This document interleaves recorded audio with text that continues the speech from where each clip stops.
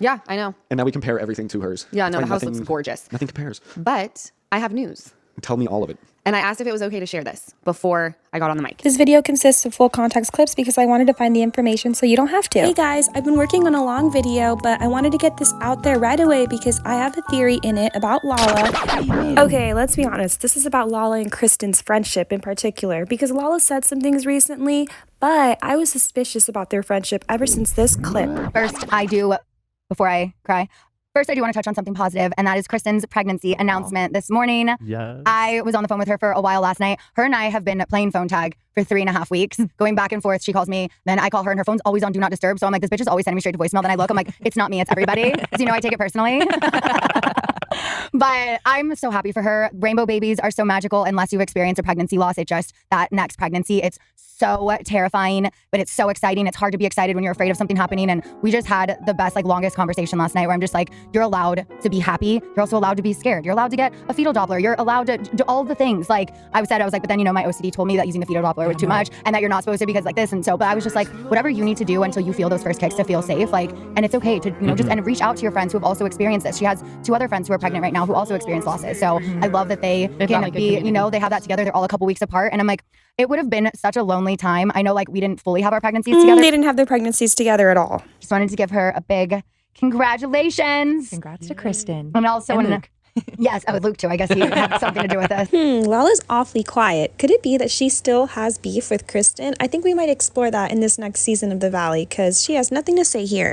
This was part of the video I've been working on because I started looking into Lala and Kristen's friendship because things were kind of weird. Lala was dropping hints that things were not okay and I just didn't really understand what happened. Listen to how Lala speaks about her friendship with Kristen while Kristen was still an important part in Vanderpump Rules. I think on Vanderpump Rules, you don't really get to see the Kristen that a lot of us get to see when cameras aren't on. And she is the most genuine, kind-hearted friend and most supportive friend that I think I've ever had. That's really nice. Yeah, I don't think I've ever had a more supportive friend than Kristen DOUTE.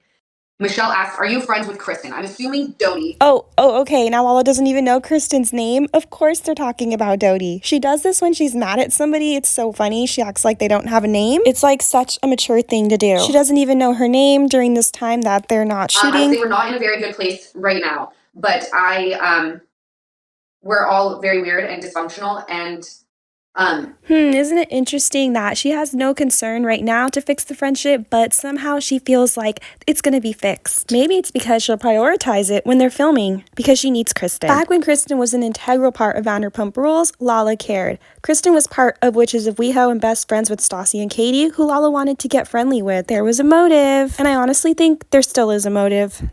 I hope that it's not a forever thing. I think we're both just pumping the brakes. I think I've been hurtful to her. She's been hurtful to me. I've heard her man is not my biggest fan. That's okay. Join the club, buddy. Take it. By the way, I have everything Luke said about Lala, so she's kind of being dramatic here. Still, Lala tries to make it sound like Luke is talking smack about her, but he just responded to her and said that she should approach Kristen if she has an issue. That's what somebody would do if they wanted to fix things. It seems like she's not working towards any resolution with Kristen, but somehow she just knows it's going to happen. And then on her podcast, what do you know? So you guys know the ups and downs that I have been going through with Kristen DOUTE.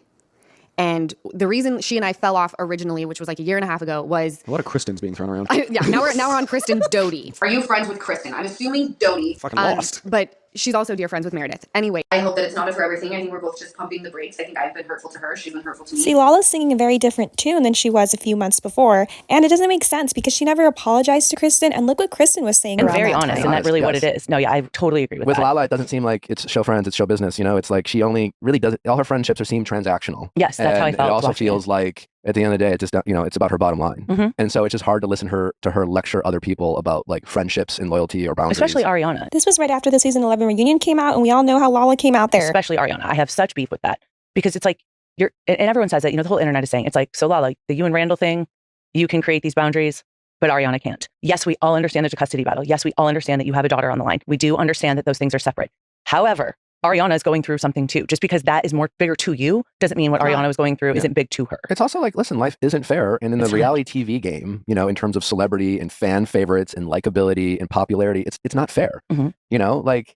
It's just, I mean, there are plenty of times from my time on TV where I said or did something or someone else did or said something that felt pretty similar to me and the audience reacted very differently. And it's what are you going to fucking do? But Lala seems to be ruining her relationships. And like we talked about before, almost seemingly risking the show itself, trying to save the show while, you know, creating so much divide between Ariana and Katie. It just seems kind of like poor decision making for Lala. Where it's like, why can't she see that? She cares more about making a show than making their show, than holding on to the authenticity of the friendships. And if the friendships don't make it about business. There's such a fine line between breaking the fourth wall and just like running it over with like a bulldozer. And I think she crosses that line at times and then retracts it as well. Like talking to Ariana about like, if you're thriving and, you know, you don't need the money, well, like I do, you know, that kind of moment where she was like, well, you know, like mama needs the money and mama needs to work. And so you're basically saying you want everyone, especially Ariana, to just perform on this television show so you keep getting a paycheck. Right. It seems like Ariana also, like, you know, at her baby, where she was, like she looked so genuinely excited and happy and like happier than anyone else in that room. Like it was so genuine. I was like, she's showing up for her and she's like so happy for her and wants all these things for her and is trying to be like a good friend. And then knowing what you know as you're watching, you're like, it's really sad that she's totally turned on her and been like, you don't care about the show, you don't care about this. And she's like, I do care. But and I loved Katie on the reunion, like bow down. Yeah. Oh, Katie was so good. She was. And I've known Katie, like, we became like BFFs back in like 2009. I've known Katie for sure the longest of all the girls. She's exactly who she is. Always consistent. Yeah. As you can see, this is 3 months later, and Kristen does not seem that happy with Lala. This is right after season 11 reunion aired, and then this happened where Lala just doesn't say any congratulations about Kristen's pregnancy, so things did not seem to have worked out. Just establishing a timeline here. This is around the time when season 2 of The Valley had just finished filming, and as you can see, Lala does not seem to care about Kristen's friendship very much, or her pregnancy at the least.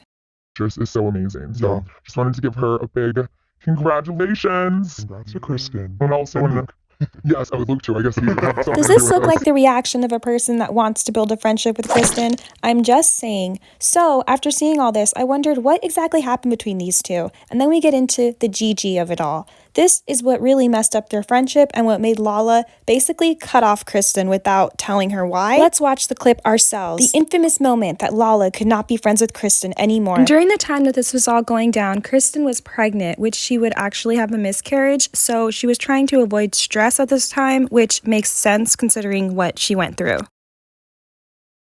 Lala came hard for him and Raquel at the reunion. And then at BravoCon, she also seemed to kind of have a softer approach to Tom. Like, I just feel the same way. It's just like fucking own your shit. Own your choices. You're close with Lala. And I don't think that they all do. All right, so let's analyze the situation. Zach Peters proceeds to ask Gigi a question about Lala because he sees that she's uncomfortable, nothing to do with Kristen. Do you think you and Lala could ever melt the ice and become friends? I wish her well. It's true, Lala and Gigi have their own issues, and Kristen clearly looks uncomfortable and says, I don't know anything about that. Keep in mind as well that Kristen is pregnant at this time, so she's also trying to, you know, lay low. Protect her peace. Lala, of all people, should understand, considering that was her excuse for her behavior all of season 11. I don't know anything about that. I wish her well. You know, listen, I saw a lot, and I think the whole world saw a lot with the whole Randall situation, right? I think she had her truth, but her truth was just, it was put on a weird display. I had an opinion about that. I said, your child is only going to suffer from this. And then I became the enemy all of a sudden. I'm so sorry. You know what I mean? Is she has this whole situation. She has an ego complex. She needs to get off her fucking high horse. You know, stop with the tight ponytails. At this point, Gigi is going off about her opinion, and Kristen clearly looks uncomfortable. This is the moment that Lala says Kristen is laughing, but if anything, it looks like an uncomfortable laugh. Like, I don't want to touch all that. Kristen has also mentioned having prior issues with Gigi, and Gigi never liking her. So yeah, I don't really think she wants to go head-to-head with Gigi at this moment. She has an ego complex. She needs to get off her fucking high horse. You know, stop with the tight ponytails. I really don't know where the eyes are going at this point. You know, it's just, I can't. No, really, they got tighter and tighter. Kristen is now looking over and moving her mic around, and she even says something to Reza here that shows she's pretty uncomfortable. No, really, they got tighter and tighter. I'm not a fan. I'm not a fan. I wish her well, though. Do you think that there could be some mending, though, in the future? She clearly says, why am I sitting in the middle? Would you say the laugh was malicious or just uncomfortable? I'm older than her. I'm on a different level than her. You know what I mean? I'll wish her well. I'll teach her. Well, but I feel like This is where she says something to Reza and then leans over and is kind of chuckling, but it's because she feels so awkward, not because she agrees with Gigi. Well, but I feel like, you know, motherhood could bond you guys. You guys both have toddlers. No, we don't have anything in common because I would never put my child in that situation to create her father as being an enemy. I would never do that. So we're not alike as mothers either. Needless to say, This when shit's we getting were at, dark, y'all. we were at BravoCon, I'd be like, Gigi, did you see Erica? If you can read body language, she feels so awkward, and then she says this is dark. She did say something. She definitely indicates that she wants the conversation to stop. To create her father as being an enemy. I would never do that. So we're not alike as mothers either. Needless to say, This when shit's we were getting at, dark, y'all. This we is were getting at too dark for me. BravoCon, I'd be like, Gigi, did you see Erica Jane? She's like, yeah. Like, half the people this bitch can't say hi to. So this was the moment that Lala decided to indefinitely stop talking to Kristen. Was it warranted? The fan base didn't really know too much about this issue since it wasn't talked about, but Lala brought it up during the season 11 after show.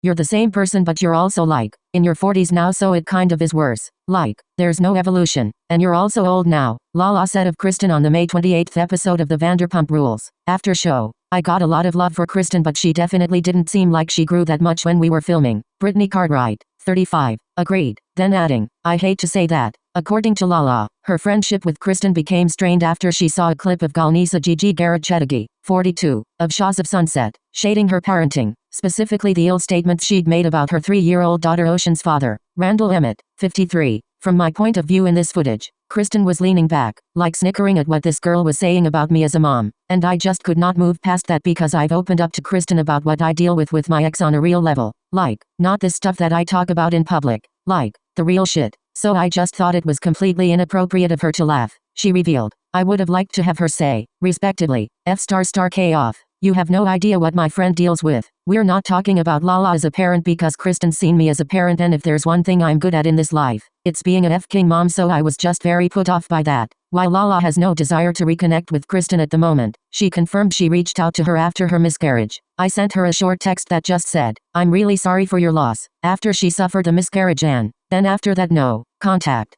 She sent me a big, long text, but I just was not where I am in my life. Not saying we're never going to be homies again because I get over things. Just where I'm at in my life right now. I just really need a positive incubated life, she explained. So Kristen had to address it, and this is what Kristen said. You ready for this? Yeah, let's do it. This is from Monica Bierman. What is going on with you and Lala? Is there beef? Luke, what's going on with you and Lala? I'm just kidding. Me and Lala, see, she just really doesn't like me for some reason. No. Okay, so here's the thing with me and Lala. I have been sitting on this, not thinking I was going to talk about it on the podcast because Lala is my friend. Well, I guess was my friend because according to her at this moment, she doesn't know who I am. She's not even sure if she's ever heard of my podcast or does the podcast even exist? It does. So Lala, I chose to text Lala when I heard that she was upset with me because I was very caught off guard. I did not know that she was upset about anything, and a friend filled me in on that, a couple of people. So I sent Lala a text about this. So what happened, from my understanding, is that I did Zach Peters' live podcast in November, and I was with Gigi from Shahs, and Reza was also up on stage with us. I found out the day before that Gigi from Shahs was going to be on stage with me. Also, I'm just going to toss this out there. I was pregnant at the time, so very sober, very exhausted, a little nervous. But I texted Zach and said, oh, so Gigi and I are on stage together? Okay, well, FYI, she can't stand me. Like, she's never liked me. We've never gotten along. And he offered to not have us on stage together. And I said that was ridiculous. Like, we're adults. It's not a big deal. I'm just giving him a heads up because I've never gotten a warm greeting from her in my life. So cut to, we are on stage together. I find out Reza's coming. Reza's a friend of mine. I love him dearly. I'm like, hey, this is a great buffer, right? And for whatever reason, I end up sitting in between Gigi and Reza. This live podcast was streamed. So it was live streaming as well, from what I understand. And at one point, whether it was Zach or someone in the audience was asking Gigi about her beef with Lala, which I really didn't know about, if I'm being honest. I didn't know that Gigi was friends with Randall. I didn't know that this is the way this was going to go. So it went pretty shitty. It went pretty dark. And Gigi ended up saying some shit about Lala's parenting, which I do think is extremely fucked up. And where Lala got upset is that I did not fight back about that I didn't say anything to defend Lala. So here's how I feel. In the moment, what I had heard was that Lala said I laughed about it. So my text to her said that absolutely did not happen. And I got the footage. I watched it back. And I wrote her and said, you can see, I clench my jaw, I roll my eyes, and I turn toward Reza, and you can hear me say, why am I sitting in the middle right now? Or why am I sitting in between you two? Or something along those lines. And now in hindsight, here's the thing. I didn't feel it was like my fight to fight because I thought it was just so mundane and so stupid. Who cares what this chick has to say? Right. Why would you respect if she's friends with Randall? Opinion? Like, exactly. She's a fucking tool. She's a fool, as it is to begin with. And Lala is an insanely wonderful mother. She's a great mom. She's always put Ocean first. She's been through hell and high water with everything Randall's put her through, which I'm sure you guys are all aware of if you listen to Give Them Lala. So I was a little stung and a little hurt. Number one, that Lala, I'm talking to you and to all of you guys listening, that as my friend, if Lala was upset about this, it was something that hurt her feelings, if she pissed her off, she should have just called me. Just call me, shoot me a text and say, this really fucking hurt my feelings. This was not cool. I'm not happy about this. And we could have had a conversation. But instead, she started telling our friends, who then had to come back to me weeks later and fill me in on this. So of course, I'm like a little, honestly, like I was a little bitchy about it. Like, well, here's my take on it. And this isn't going to be nice because I live in the real world, not in this crazy reality version of the real world where you can call someone your friend and then not address something like this and take it up to everyone else and then act like you're going to make up and be fine with it. Just grow the fuck up. Like if you guys are real friends, if you're ever really friends and something upset you because someone didn't act the way that you would have or you thought they should have, if you don't take it to them, you have no respect for that person. You're going to go talk to other people to try to blow this up and be a bigger deal. Lala, reach out to Kristen if you guys are real friends. She didn't do anything intentional and it's quite clear that there was nothing intentional to harm you whatsoever, the way you interpreted it. Thank you. I agree. I mean, because the only time I can fully think of when Lala said something, she did it on Watch What Happens Live, and she and I have talked about this on her podcast before. This is like a long time ago. But there was a question from Andy saying, which one of the Vanderpump Rules cast members would you not allow to babysit Ocean? And she said me. And I was fucking gutted. I cried. I think I knew in my heart of hearts in the back of my mind, it was like a funny jab. Kristen can take it. It's funny to make fun of her. But for me, all I heard was, okay, I'm the oldest girl. I'm the only one other than like Katie, like without a baby. And now you're saying you wouldn't let me watch your daughter. Like it just, to me, it was like really fucking hurtful. But I didn't come to her with it for a while because I didn't really know how to handle it. And I didn't go around telling everyone else. When I finally felt like I could say something to her and I was a little more calm about it, I did text her and I did talk to her about it. And she apologized and said, oh my God, it was just like a joke. I didn't mean it. And it was cleared up instead of me going, fuck you, you're dead to me, to all of my best girlfriends who are her friends as well. So that is really where I stood with that. And so like I said, I texted her these things, never got a response back. This has been a while now. And I will say this too, because this is so like, convoluted. I read this quote today. It said, surround yourself with people who fight for you in rooms you're not in. And where I'm going to apologize is that Lala was not in that room to fight for herself. That makes me feel like I should have said something. And I think normal me and my normal brain would have turned to this girl maybe because that's kind of what I've always done, right? I'm fighting other people's fights all the time. It's also what I get in trouble for. So it's like a really difficult balance at times. But reading that quote made me go, you know what? That's kind of fucked up, Kristen, because Lala wasn't there to defend herself. She wasn't there to have her own voice. You're her friend. I should have said something like, that's not cool. Don't say that in front of me. Don't talk about my friend like that. So Lala, for that, I'm sorry. You know what? I should have done it. I just feel like we're fucking grown adults. If you have a problem with a friend, if something upsets you, call your friend. If you're friends. That's the thing. It's like, just call it what it is. If you're not friends, then don't act like you are. Because a lot of the times we've been around you, you have been a friend. I think I've told Kristen, I think you're cool. I think you're real. But this is not that. And that's why I'm confused and don't know what's going on. Like why you wouldn't take it up. But hey. Well then, and I also want to say that I've now roped in my good buddy, one of my very, very close friends, Josh Peck. Hi, Joshy. I've now roped Josh Peck into this fucking friend or ex-friend beef on the internet because he will have Lala next week on the Good Guys podcast. And he had texted me and said, hey, I'm having Stassi and Lala on separately. Is there anything I should like ask them or no or whatever? And I said, well, and I told him about this beef. So he did bring it up and Lala said, I guess like, read me your phone. Cut this out. Yeah, right. Yeah. I wish the second you want something cut out, they're like, oh, it's for sure going in. And that's a weird dichotomy because we had your very close friend, Kristen DOUTE on the show. We know you're not happy with it. Did she say something?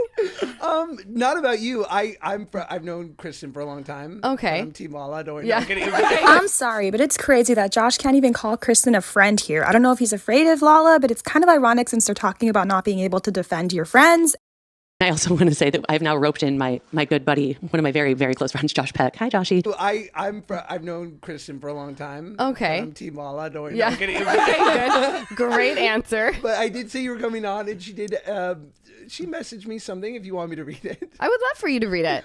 This is going to be a great podcast. I would really love for you to read it. She said, this is from Kristen DOUTE. Cut here, editor, for our clips. You are so red. I'm sweating. I can't oh my God. wait. And I put Josh in this fucking awesomely horrible situation. But Josh is my boy. And he also said Lala was an amazing guest. So Lala, you know I love you. I think you handled this like shit. I'm not happy about the way you're fucking talking about me or my podcast because it's just so petty. However, you weren't there to fight in the room for yourself. I should have said something. I understand why your feelings were hurt. Next time, just come to me and say my feelings were hurt and don't blast it on the internet that you don't know who I am. Calm down. So I'm still a little perturbed by that part, as you can see. I see. But I think, yeah, you're being a bigger person right now. There's more I could say, but none of it's nice, so I'm ready to move on. Okay, let's move on. So that's the beef with me and Lala. Kristen said, oh my God, this is a moment. All right. She said, I said, I'm having Lala on the show today. Anything you wanted me to ask her? She's like, Lala's mad at me for whatever dumb reason. Sorry. Okay, it's all good. Good. I'm sweating. She said, She told Brittany that I'm dead to her for not Correct. yelling at this chick, Gigi, from Shahs. Okay. Shahs of Sunset. Okay. Another luminary program. I'm sure you ever watch. When Gigi said something negative about Lala and her parenting. Fuck that noise. Yes. She didn't say that. That's me. Okay. And she said, I just rolled my eyes because of exactly what I just told you about Gigi. Okay. I just rolled my eyes because of exactly what I just told you about Gigi. I was doing a live podcast on stage, and I was pregnant. Okay. Do you think Even killed. Janet will get more shit now that she's not pregnant? Like, do you think people were kind of holding back because she was pregnant, and now it's like, you know what?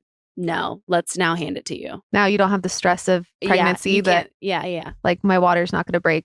You can yell at me now. But knowing Janet, it's going to be like, but I have a baby. I can't take the stress because I have a baby. I'm like, breastfeeding. I yeah. can't. You can't plant all Then these little don't things. be on though, and then- reality TV. I'm sorry, Dude. it didn't go the way you planned. Yeah. You asshat.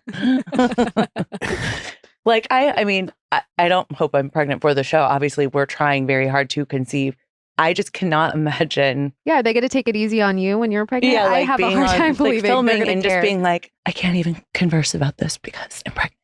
Well, also, I like, can't are they going to possibly- take it easy on you? Are they going to be like, Right. you guys, Kristen doesn't need stress. Let's not Zero yell at chance. her. I was doing a live podcast on stage, and I was pregnant. Okay. I am fine with people saying whatever they want about me. I'm so unaffected, right? So unaffected, but more affected than you are about your friend's miscarriage. Yeah, Zero exactly. chance anyone's going to offer you any grace No. if and when you and Luke are lucky enough Exactly. to Yeah. conceive again. I'll film and then I'm like, acupuncture. I'm fine with people saying whatever they want about me. I'm so unaffected, right? But I see this clip and someone warned me about it of a panel that was happening, and this girl from Shahs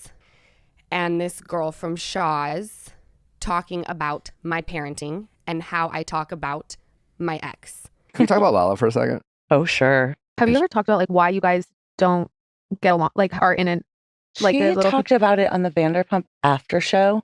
Oh. Briefly, you can hear Jeremiah, their producer, say like, what is going on with Yeah. you and Kristen?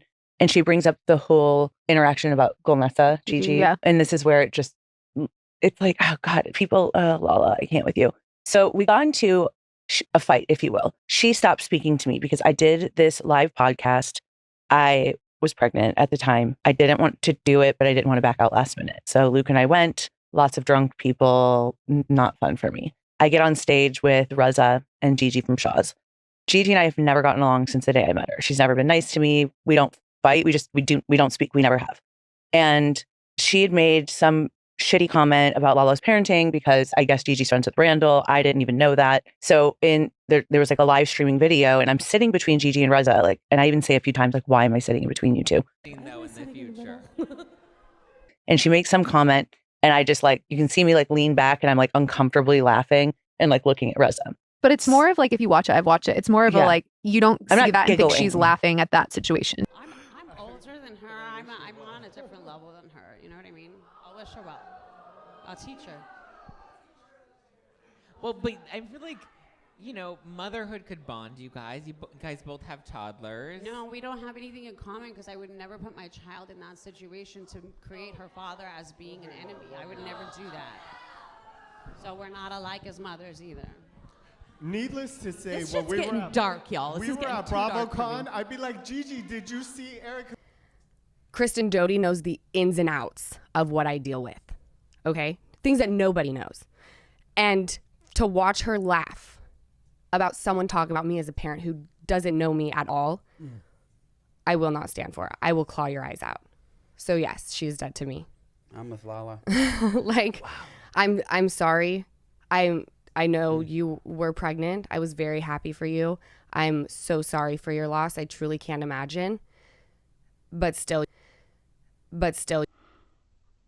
you're not gonna laugh about someone coming for me as a parent. Lala recently, obviously, we watched the reunion on Vanderpump, and Lala has stressed authenticity to her peers. To her peers. Because if there's one thing that I fucking kill, it's being a mom. Yeah. Yeah. And what do you wish she would have done? I wish she would have said to Gigi, respectfully, you have no idea what Lala has been through, what she deals with. I don't think you should be speaking on this until you know the ins and outs. Because there will be a day where people are going to look at Gigi and go, wow, you really should have shut the fuck up. Like, there just will be. She kind of just looks like I don't want to be up whoa. here right now. Yeah. This is like, what the hell? What are you saying? And sorry, I didn't turn. What Lala expected me to do was to turn to Gigi and say, like, that's fucked up. Don't talk about my friend like that. Blah, blah, blah, blah, blah. And you're like, in hindsight, yeah. Right. Sorry. Yeah. I was like, I even guess, but like, again, does like Lala, would she ever like stick up for me in that way? Right, like that? Exactly. No. Yeah. But anyways, go ahead. Yeah. There will be a day where it is exposed what I have dealt with for the past 2 years. Do you want to come on the pod on that? Sure. I will be on everyone's pod being like, and this is why. So I was extremely hurt by Kristen DOUTE. I wasn't offended by Gigi because my opinion of Gigi couldn't be lower. But she's bottom of the barrel, scum of the earth. We've known this, got it, cool. But for one of my dearest friends to laugh about it, who like knows my truth, it was like a punch in the face.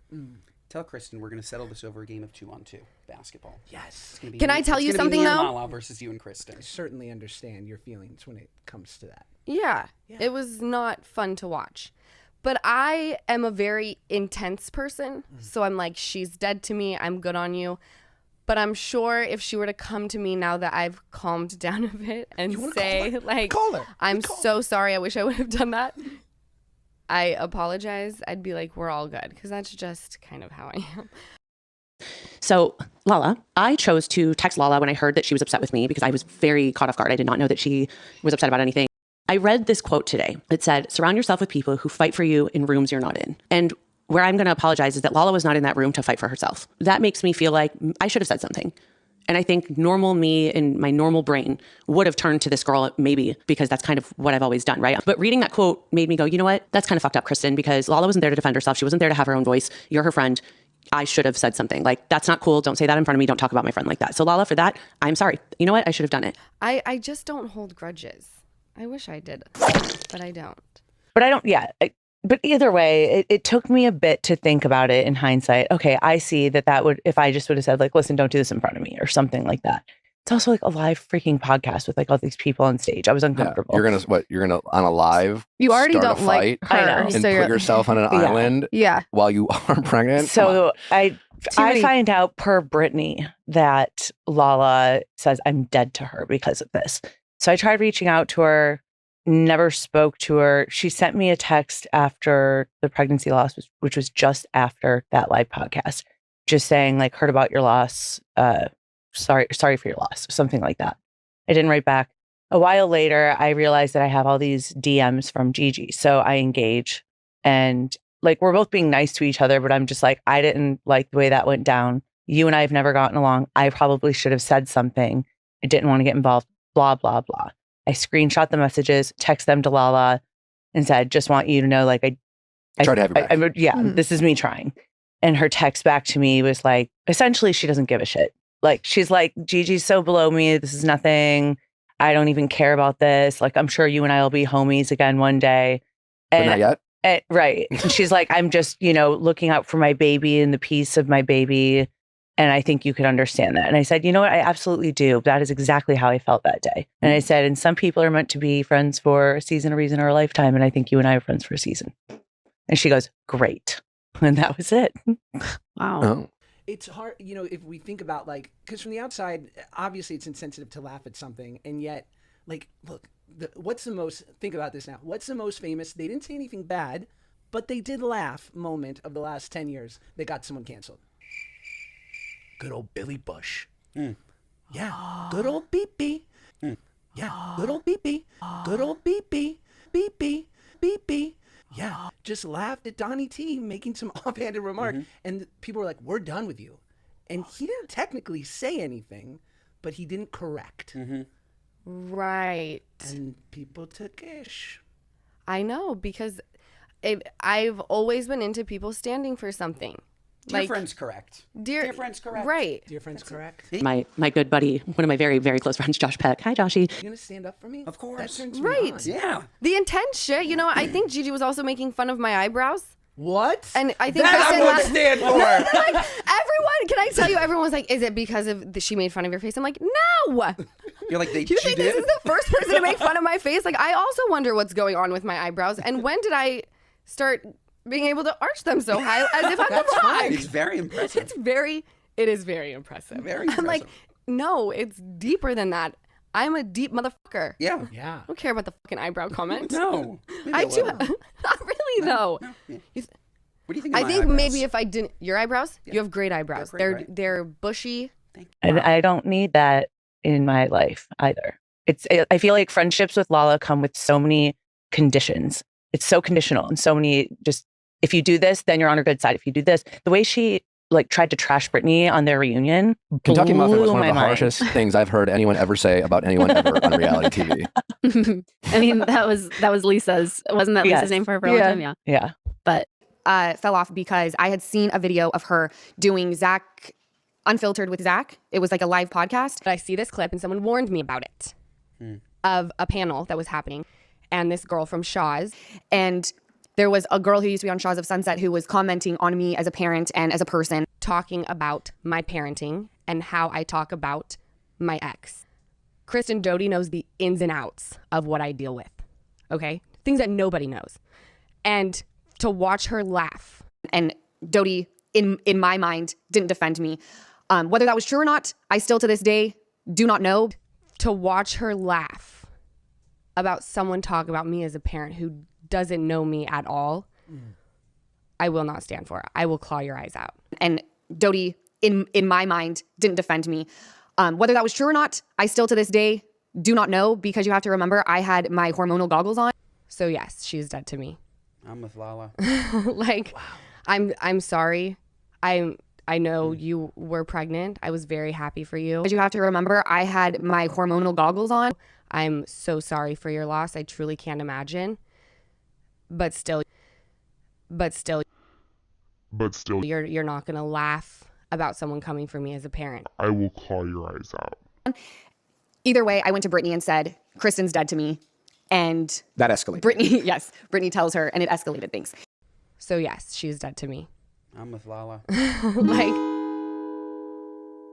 cut to where we are now. We haven't really spoken. We've spoken about each other, but we haven't been good. Anyway, during her pregnancy, I have been reaching out a lot and not getting a response. Totally fine. Then she started warming up and I was getting a response. The day before the shower, I got a message from her saying, basically, I won't share exactly what it was. She said she was debating coming to the shower because she didn't know if it was appropriate for her to welcome herself into my home with where we've been, but she wants to be here to support Meredith. So to be clear, Kristen had to reach out to Lala because their mutual friend Meredith was having her baby shower at Lala's house, and Kristen didn't feel comfortable going. So she's kind of like forced to talk to Lala at this point. I wrote her a lengthy text message. I do feel like our fallout really was only my fault. Yeah, no shit, Sherlock. Our fallout really was only my fault. Only my fault. That's big of you to say. I don't know that it's big of me to say. That's big of you to say. I don't know that it's big of me to say. What I do know is I was pregnant. Also, I'm just going to toss this out there. I was pregnant at the time, so very sober, very exhausted, a little nervous. I was pregnant at the time. I didn't want to do it, but I didn't want to back out last minute. I just cannot imagine. Yeah, they get to take it easy on you when you're pregnant. Yeah, it's good of you to take accountability. Well, I appreciate Of that. course. Just with a 30,000 foot view, my hormones were raging. Although I knew that I had made the right decision when it came to getting a donor with Sosa, I would be lying if I said there weren't moments where I was very scared. Like, how is this going to go? Is she going to grow up and look at me like I'm an insane person and wish that she had a dad? Like, it was just an internal battle. And also at that stage, I was dealing with the aftermath of a really difficult season. And so I cut people out of my life thinking like this is my way of protecting myself. Anyway, long story short, I sent her this message. Her response was, "You've got me very emotional." I left it at that. I said, "But I want you comfortable. So if you're not ready, I completely respect that wholeheartedly. But just know you're always most welcome in my home." And she came. And we refollowed each other on Instagram. That's when you know. That's when we're you back know at it, bitch. when Instagram is involved. I forwarded her a link to the perfect PJs for your hospital bag. Oh, I was thinking private jets. Okay. No. And I feel really, really happy about us being able to rekindle a friendship. I'm sure it's going to be a slow roll. You know me, I'm either all out or I'm all in. So Yeah. finding the gray. But I did ask her, I'm like, hey, I usually on the podcast recap my weekend. Are you okay with me mentioning that you came to the shower? And she said, you do, you boo. So I'm glad. I feel really, that's like a weight. Yeah. lifted off of me. I will say, I don't watch shows, I don't do anything, but there's just something about me that remembers you in Vanderpump when you were friends with everyone. And it's nice to just see that like that could come back in with a couple people that you're wanting in your life, because I see it in your like the way you go about it. Like, your energy's higher. So I'm glad that like you're rekindling that with her and all of that. I am too. And I'm glad that we could make it right before she gives birth. Yes. Because I missed out on all of Sheena's pregnancy because we were beefing. I can't help but think I'm the common denominator of these things. I can't help but think I'm the common denominator of these things. It sucks that Amir is following you around, right? Hey, admitting you have a problem That's the thing. is the first step. Hey, if you can admit that, you're ready for action. You know, it's all good. And that's all that matters. It's all good. I've taken a step back in life and really reevaluated and thought, you know, and you're learning this, Ethan. I don't know if you're to this step, but like when you have to sit down in sobriety in our program and take inventory, take accountability, what part did I play? Did that? It's a lot. I told you, I'm not kidding you. I was in a very dark spot because of that. I had to wake up and think about who I resent. How could you be in a good mind when you're like waking up and you're like, who the fuck am I pissed off? I know. And they're like, who do you resent? Make a list. And you're like, yeah, I'm so pissed. And they're like, now let's talk about your part. And it's like, I am right now on my 9th step of making amends. Yeah. The best step. Yeah. So naturally, Lala never took accountability, but I guess she's decided it's time to make up with Kristen. And then we have to understand the Gigi of it all. What happened with Lala and Gigi exactly? Because all of this is kind of like in obscurity. No one really talks about it, but it was a huge drama. So let's just get all the information right now, right here. Here we go. Golnessa Gigi Garakadagi told Lala Kent to stop complaining about her ex-fiancé Randall Emmett on Tuesday in the comments section of an Instagram post. The 40-year-old Shahs of Sunset star chimed in on a Page 6 video post on social media in which Lala, 31, detailed the red flags in her relationship with Randall, 50. Lala in the Page 6 video on Instagram blasted Randall for never being around and constantly traveling.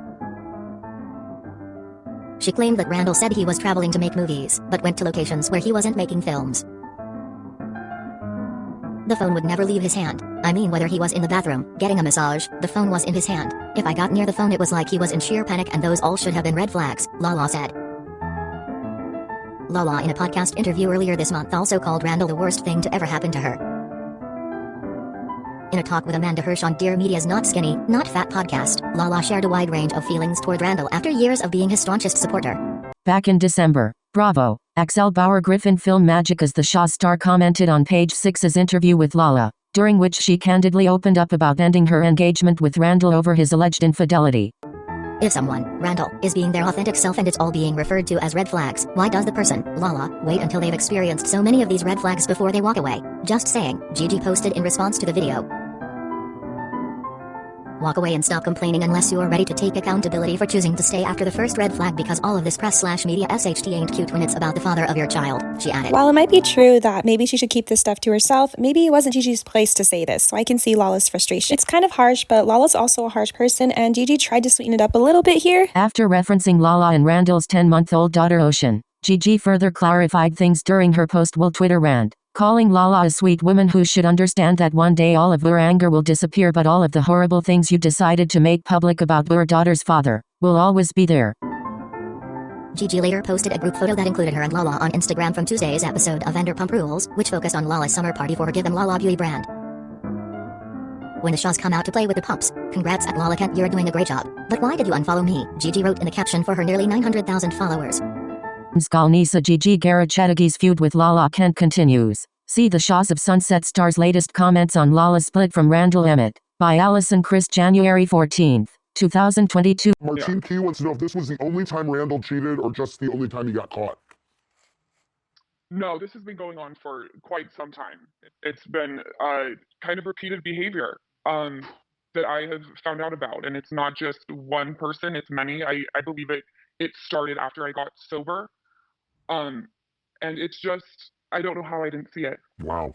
Lala had actually discussed Randall's alleged cheating in the same WWHL interview, telling host Andy Cohen that their split wasn't because of a one-time fling but what she claimed were several instances of Randall's cheating. Lala, do you think did you see any red flags at all? You know, the constant phone use, it was glued to him. I mean, he couldn't even go into a massage without his phone on him, and he was very funny. If I would get anywhere near the phone, that should have been a huge red flag to me. And the constant being gone, he was never around. But I just figured, like, who would creep around with him, you know? Like, I really thought that. Wow. James, where are you currently living?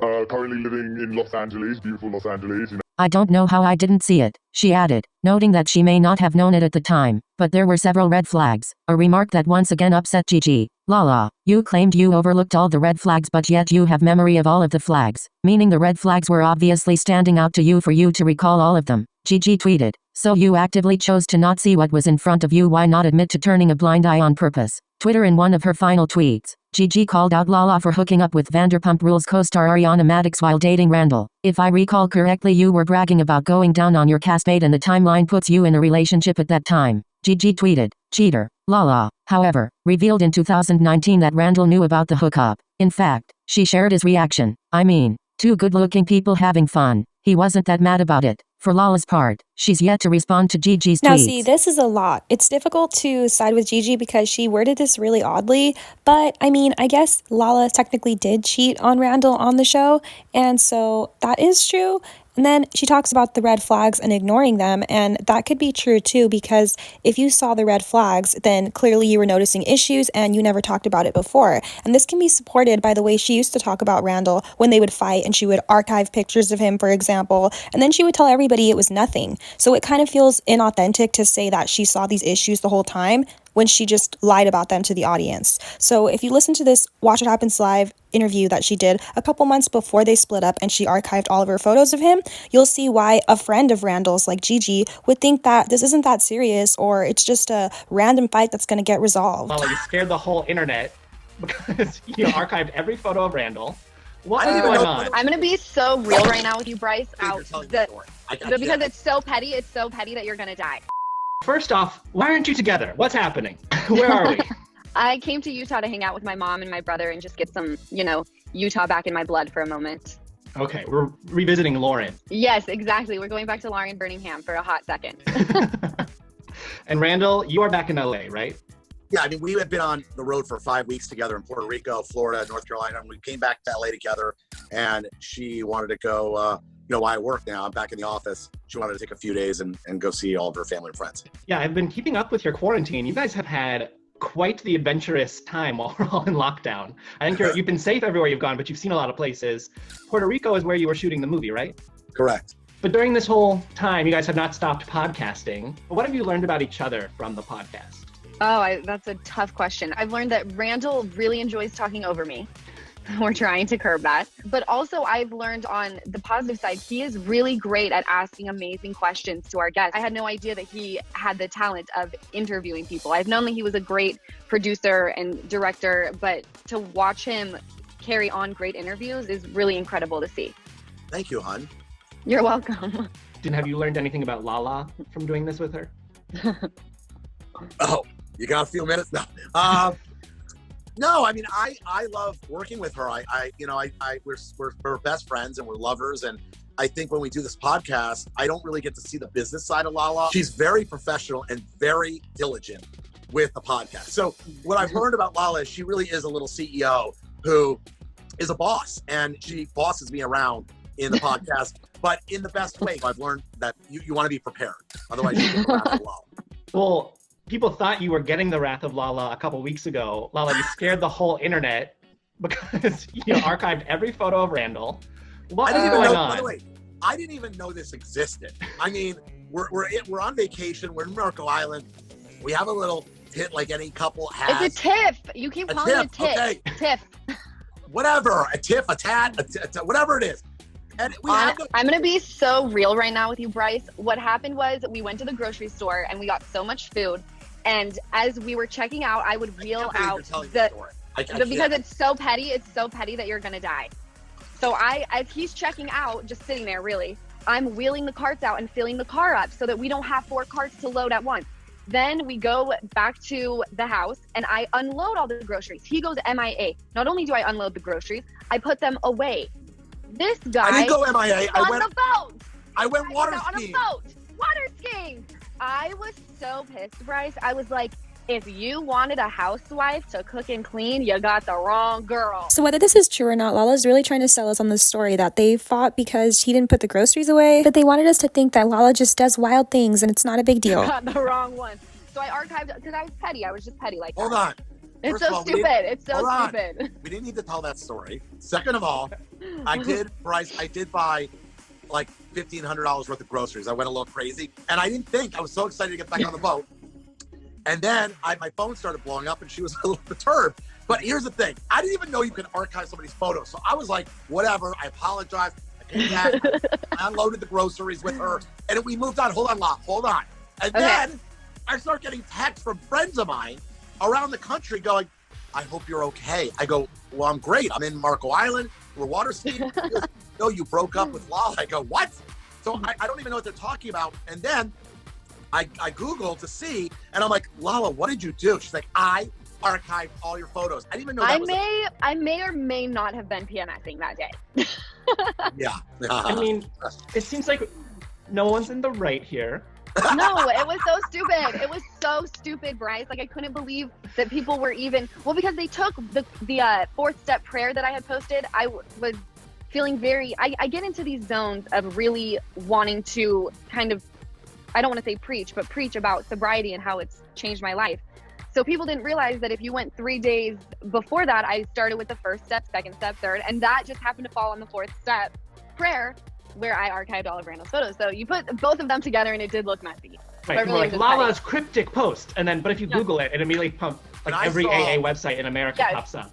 When I saw the articles that had come out, I'm like, what is going on? I want to think that I'm going to grow out of my pettiness, but I'm telling you, when it's that time of the month, it is like I'm just a dragon.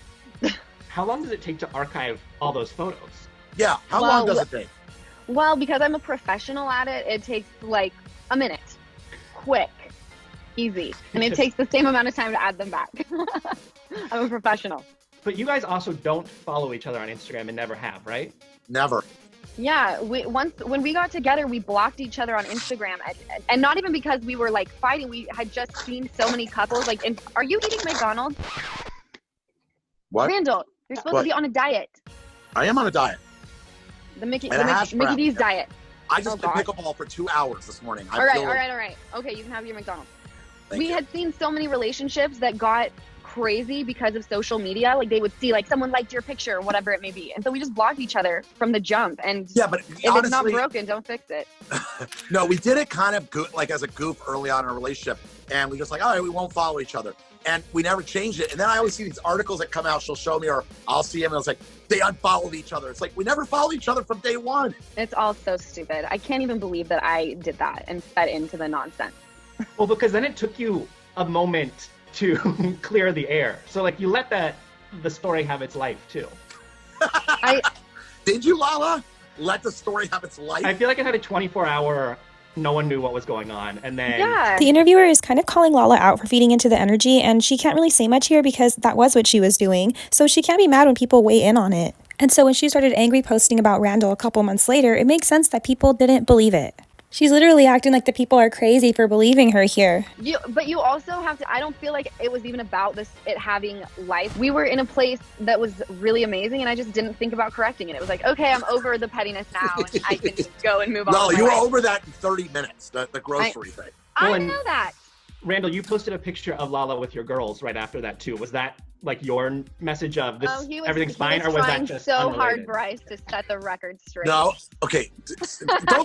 don't promote yourself so much. What happened was a lot of my friends were blowing me up, and I go, Love, what did you do that I have to answer all these questions? So I just put up a picture. So it was really for my friends, so they knew that everything was kosher. It wasn't even like I was trying to tell anybody beyond the 36 of my friends that were like, are you okay? He's also expressing that his friends all called him, and he had to tell him that it's not a big deal. Lala's just freaking out. So perhaps Gigi was one of these friends, and so when it happened later, she thought it wasn't a big deal. And also, she maybe thought, stop talking about the dude that you're going to be with, because that's her friend, and she didn't like seeing it after so many times. Calling me, I'm like, I'm fine. They were like, I'm so sorry. I'm really sorry, Ram. And I'm like, guys, we are fine. I didn't put the damn groceries away. Enough already. That is funny. But Lala, with the posting of the fourth step prayer, you are approaching 2 years of sobriety, correct? Yes, I am. It's October.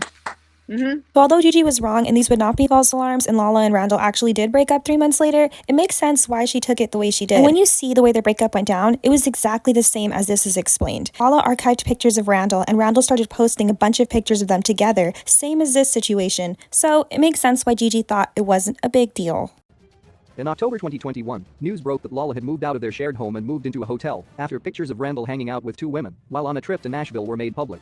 At the time, sources were claiming Lala was over the relationship, while Randall was trying to win her back by posting pictures of their daughter on Instagram. Sources said Lala saw this as an attempt to look like a loving dad to the public and wasn't buying it.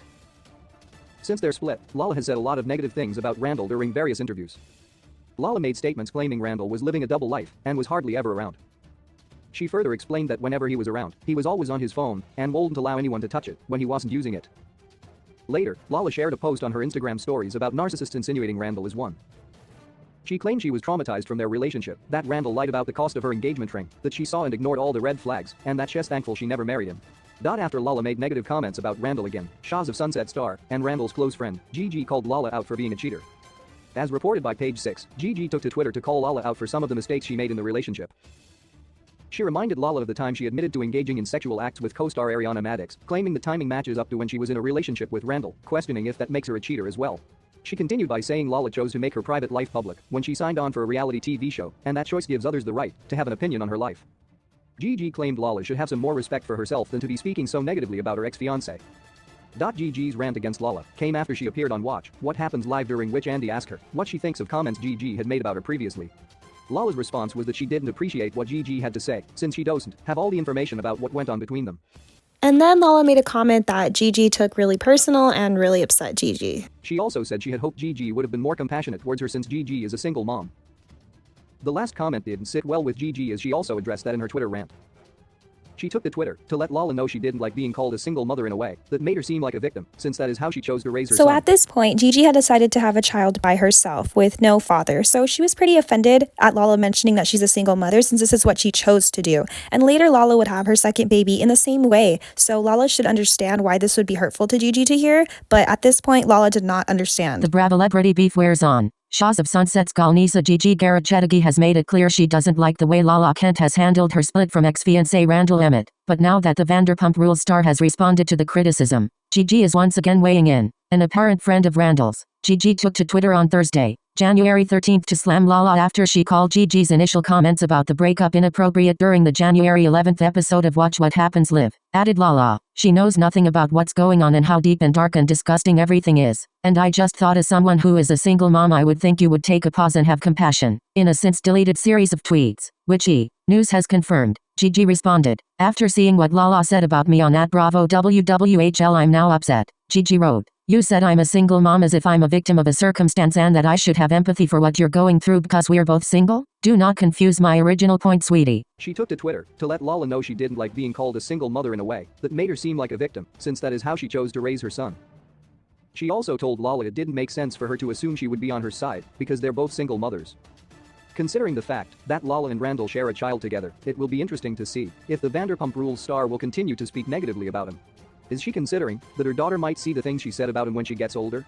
What Lala is saying could harm her daughter one day, and it will be interesting to see if she will see it that way. So this was the drama that happened between Gigi and Lala, and it was in 2021. Then in 2023, Zach Peters had this live podcast, and Gigi sparked up the drama with Lala again. Lala not only got mad at Gigi for this, but she stopped talking to Kristen too. Reviving the drama in November 2023, Garachedagi restarted her feud with Kent. I wish her well. I saw a lot, and I think the whole world saw a lot with the whole Randall situation. She had her truth, but her truth was put on a weird display. I had an opinion on that. I said, your child is only going to suffer from this. And then I became the enemy all of a sudden. Garachedagi said at a live taping of the No Filter with Zach Peter podcast while sitting next to Kristen DOUTE. She has an ego complex and she has to get off her King high horse. Garachedagi ruled out a possible friendship with Kent in the future, adding, we don't have anything in common because I would never put my child in that situation to create her father as being an enemy. I would never do that. DOUTE, meanwhile, revealed 2 months later that Kent cut ties with her for not speaking up. I didn't know that Gigi was friends with Randall. I didn't know that this was the way this was going to go. So this is everything that went down between Gigi and Lala, but I have some things to say about this live podcast since we're talking about it again. I want to say that Gigi did not only target Lala, she was going crazy on everybody this day. Listen to some of the things she was saying, and I don't think Kristen would want to go head to head with somebody that's on that kind of energy when she was trying to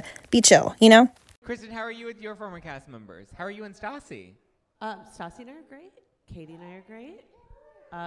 Like everybody who matters and I are great. Who doesn't matter? Woohoo! I'll give you one. Who guess. doesn't matter? Yeah. Well, Kristen, what do you think of this whole, like, Ariana, people are going to see a different side and sympathize with Sandoval? Is that Bravo? Not a fucking chance. Not a fucking chance? No way. Are you kidding me?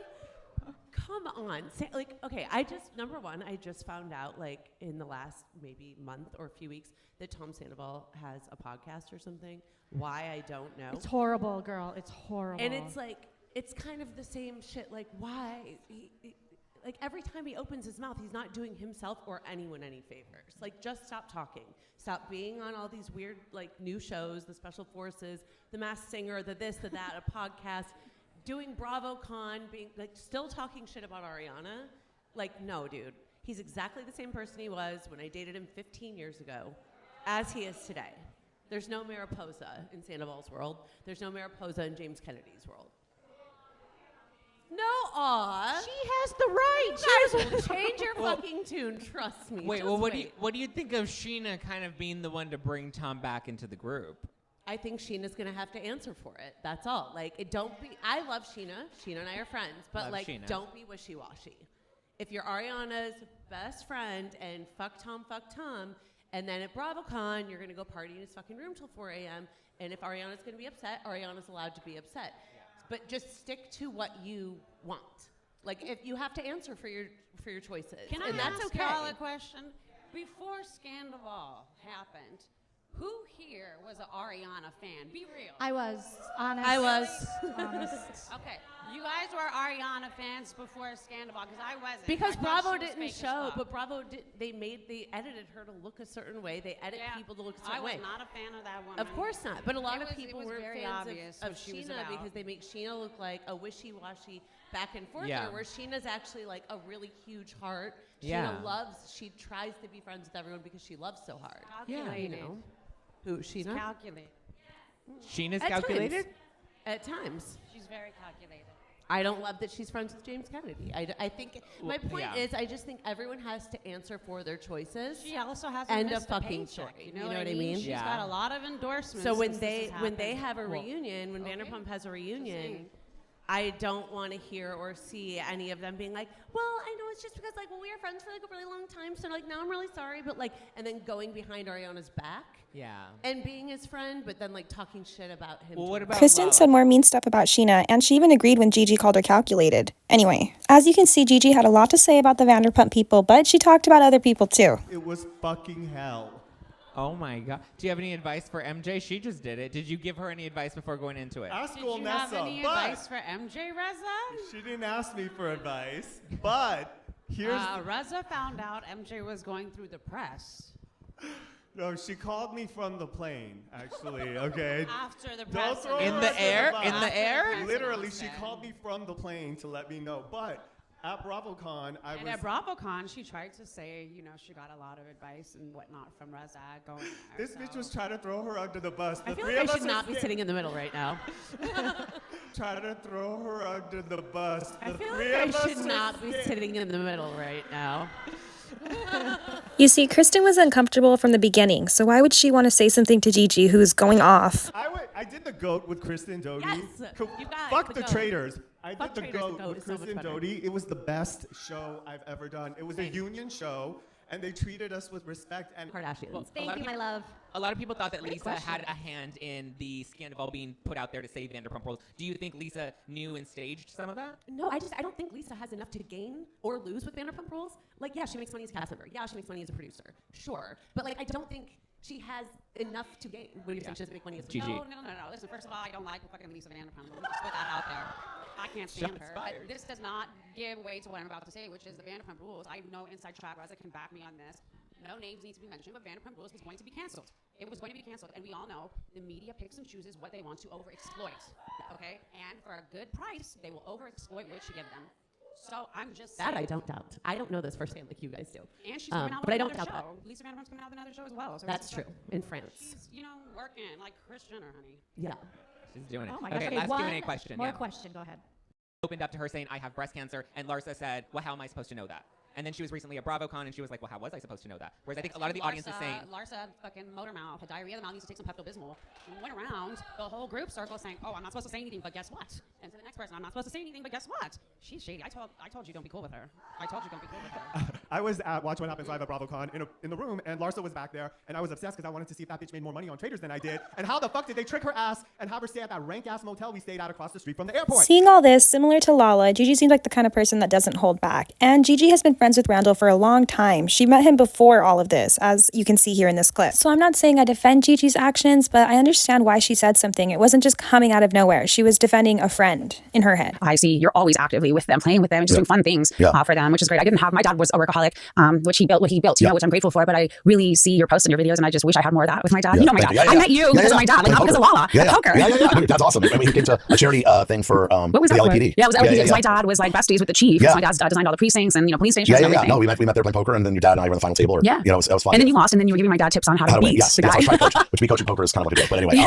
that was a lot of fun. Wait, you haven't taught Ocean pickleball yet? I'm trying. She loves the ball. She holds the ball all To day. conclude, Lala expects an extreme level of friendship, and she'll cut you off if you don't show this to her. But I have something to say about the way Lala conducts her friendships, okay? First, there's an issue with what she did with Sheena, and then she did the same thing to Kristen. So I don't think she learned from this, and I'd like to point it out because Lala can make up with these people, but I think maybe they deserve an apology from her for not being there during moments where they really needed her friendship, especially since she's in a good place now. She seems to be in a forgiving place. She's not going through a horrible season. So maybe she should look back at these things she did. These people value her friendship, so they have just let it go, but maybe she should just take it upon herself to say sorry. When you have to sit down in sobriety in our program and take inventory, take accountability, what part did I play? Did that? It's a lot. I told you, I'm not kidding you. I was in a very dark spot because of that. I had to wake up and think about who I resent. How could you be in a good mind when you're like waking up and you're like, who the fuck am I pissed off? I know. again? And they're like, who do you resent? Make a list. And you're like, yeah, I'm so pissed. And they're like, now let's talk about your part. And it's like, I am right now, ninth step of making amends. Yeah. The best step. Yeah, there's some people. Hey. Me? Do I get? Yes, there are so many things that I did to you, Mom, that I have to make amends Oh, I with. cannot wait. Yes. Just kidding. Before I cry, first I do want to touch on something positive, and that is Kristen's pregnancy announcement this morning. Yes. I was on the phone with her for a while last night. Her and I have been playing phone tag for 3.5 weeks, but I'm so happy for her. Rainbow babies are so magical unless you've experienced a pregnancy loss. It just, that next pregnancy, it's so terrifying, but it's so exciting. It's hard to be excited when you're afraid of something happening. And we just had the best, longest conversation last night where I'm just like, you're allowed to be happy. You're also allowed to be scared. You're allowed to get a fetal Doppler. You're allowed to do all the things, whatever you need to do until you feel those first kicks to feel safe. And it's okay to, just, and reach out to your friends who have also experienced this. She has 2 other friends who are pregnant right now who also experienced losses. So I love that they can be, they have that together. They're all a couple weeks apart. And I'm like, it would have been such a lonely time. I know we didn't fully have our pregnancies together. Actually, they didn't have their pregnancies together at all. Sheena likes to rewrite history, so let's go back. We all heard theories about the pregnancy pact, and it turns out that it was real, and Sheena wasn't involved. Stassi tried to act coy about it, but they clearly announced that they were all planning to have a baby together, and they did. And Sheena got pregnant a month later and knew nothing about this pact, by the way. I'll show you all the evidence that the pact was real, but Lala made statements that they were planning on having a baby 2 years after their wedding date, and then Randall finally said they could have a baby right after they got married. So that was their plan, and they never got married. They just skipped straight to baby right when Stassi announced she was pregnant. Brittany had been trying. Stassi randomly got pregnant, and Lala had a plan but changed it immediately, and the pregnancy pact was fulfilled. Let's go back and see what was really happening between Sheena and Lala before they got pregnant and why they weren't friends. Now, my listeners love the scoop. So on your podcast Shenanigans, you mentioned that Miss Lala Kent wasn't really there for you during a difficult time, and she has kind of since gone on to bash you a bit on IG Live and in some social media posts, and even talked about it a little bit on her podcast last week. And you haven't really engaged, you haven't really commented. So can you give me some scoop on what's going on there? So because she came at you pretty hard. She even came for your She man. did. I was like, Lala. it took a lot in me to not respond, but I was just trying to be the bigger person and not keep this immature war going. I simply said a very short, not detailed version of what happened that weekend in Palm Springs on my podcast. I was just pointing out the fact that I was hurt. If you listened to my podcast and didn't just read the headlines and the recap, I was breaking down on my podcast. I was hurt. My feelings were hurt. I was hurt I wasn't invited to her gender reveal. Back to me and my baby. So Randall, how he does it, I'm shook. All right, this man is producing movies, directing movies, and still pulls off the most epic gender reveal in the entire world. Okay, so I walk out of the hotel that myself and my friends are staying at, and there's a party bus. And on this party bus, it says, give them Lala. Wait, what did it say? Give them a baby with Randall or something like that. Anyway, there were like these little ping pong balls, and there was a game on the bus where it's like you throw it into what you think it is. You guys, the entire bus, meaning all of my friends, Stassi, Bo, Jackson, Britt, Kristen, they all thought that it was a girl. My feelings were hurt. I was hurt I wasn't invited to her gender reveal, and I was just hurt that the way she wasn't there for me. That was all. I wasn't trying to come for her character or anything like that. I was just pointing out the fact that I was hurt. And then she goes and does this Instagram live, and a few people sent me like screen recordings of it, and I was like, well, you know, that's Lala. She goes on Instagram live and rants, and I'm like, whatever, it is what it is. But then like a day or two later, when I saw her like 1, 2, 3, 4 thing that she like posted, like completely bashing my relationship, saying, you know, this is why her relationships are a train wreck, and bringing up John Mayer, which was so irrelevant. And I don't even remember what else she said, but I was like, I wasn't even coming for you. Yeah. I was pointing out the fact that I was hurt. And instead of you messaging me, like I think she said on her Instagram live, like I didn't text her, I didn't reach out. And it's like, but why didn't you? Why didn't you say, you know what, Sheena, I'm so sorry. I genuinely felt I was there for you, and I'm so sorry you felt otherwise. That's all I needed. That is all. You have your perception of how things went down. You live in your own world. You say, I live on my own planet. So do you, sweetheart. So that's how you thought it happened. But instead of having a conversation with me, you go and blast my relationship. And I'm like, you know, I'm not going to say anything about that. I just let it go. And then, like you said, I had several people this week reach out to me and say she's still talking about it on her podcast. And she sent me a text message saying, like, I'm not going to clown you publicly. And I'm like, you mean again? Because you already said everything you could possibly say about me. But this is just you needing to get your final word in. And she's like, I will never speak of you again. Like, this is the last you'll ever hear from me. Whatever she said. And she's like, I want the same respect. So I was like, okay, you know what? I read it. I didn't respond. I was going to give her that same respect. I read an article today. I don't know if it's authentic because I don't really know what's going on in the dramatic world of you and Vanderpump. But there's an article that says you unfollowed Sheena and Sheena unfollowed you. Is this bullshit or is this true? I'm just curious. No, I don't know. I'm asking. I saw it today. My producer brought it into me and said, look at this. I said, this is usually not in my news feed, but why are you smiling? Break it down for us. Because there's nothing to break down. Did you unfollow her? Because that's the question. She unfollowed me, and then I unfollowed her, which was awesome because I'm a weirdo. I like to keep my numbers low. Once I hit 2 million, I'll be able to follow 200 people. Right now I have 1.5. So I'm only allowing myself to follow 105 people. Oh. So when people, you know, make their exit on my following list, it just leaves more room for other people. Wait a second. You said you would follow 200 people at 2 million, but at 1.5 million, you follow 105. Where's the There's no mathematics? there's literally zero mathematics to it. It's just the Lala way. It's just about my OCD, my overthinking. Can I ask you a question? How weird is that? Listen to how during this time, Lala's saying she has OCD. But later, when Sheena gets diagnosed with OCD, she drops the act. If you think I'm reading into this, listen to how she doubles down on the OCD. Can I ask you a question? It's so weird. Let's go back to the conversation. Like when I watch TV, I can only have the volume. It has to be like volume 20, 25, 30, 35. Oh, you don't break, you're in fives. I can't. Right, I can't break the fives. Right, but you know what that is, right? Clinically, that's OCD at a high level. No, I know that. Okay, just checking. Back to Sheena. So she unfollowed you, you unfollowed her. Will you two ever follow each other again? I'm just asking you, babe. I'm curious. You know, this whole thing proves to me how much my priorities have shifted. Because if I was still in this like old school world that I used to live in, not making a baby. Like just being right. Like I would have told you that a text message was exchanged between the person you're talking about and myself. Oh. And I'm not divulging what went into that text message. It was not even a back and forth. I said my piece, and at the end of it, I let her know I will not speak ill of her. Okay, I like and that. I would like her to show the same respect by not talking about me. So, Rand, I'd like to not talk about her anymore. If that's okay. Yes, can't tell if you're angry right now. No, it's just me like moving on with my life. I understand. I'm just looking at an article in front of me. And Okay, that's what's I get that. And it's a podcast that's ours, and we like to, you know, Well, I get it. you are on, and we're on a show called Vanderpump Rules. So I just brought it up because I thought it was relevant. But Right. No, it is relevant. It is relevant. I get that, but I'm over it. The horse is dead. May it rest in peace. Okay. Moving on. Okay. I've got something else to talk about. Baby, first of all, it is not Bash Lala Day. It is Love Lala Day because Lala is my lover. Now I wanted to say something. I love you. I thought I was asking a good question with Sheena. I'm shocked that you didn't like that question. Just I was curious. It was in the tabloid or in the paper or whatever you call it. That is really fucking sad. No, it's because I wrote this freaking whatever, and I just like must have not told you about it. Well, clearly. Shows the level of importance it had in my life. Oh, would that be a dig? Do they call that a dig? No, I think that's just me saying my priorities have changed dramatically. Do you know what this water is, babe? I'm holding with 2 fingers with 3 fingers up. You know what that is? What? Me spilling the tea. Oh, spilling the piping hot English breakfast today, are we? Well, listen. I hope you guys work it out because you know on Vanderpump I've always been very No, I'm straight. I'm good. Nope, straight. Good. Okay. Moving on. Okay. And then the next week, she's still talking about me on her podcast. Someone sent me a screenshot of the description where my name is in the description of the podcast episode. So it's like, you asked me to stop talking about it and you're still talking. I found it interesting that she brought Brock into it in your relationship, considering how upset she got with James when he came after Randall a couple of years ago. And I'm like, no one's brushing over the fact that Brock went golfing. I was very upset with him. I'm simply understanding.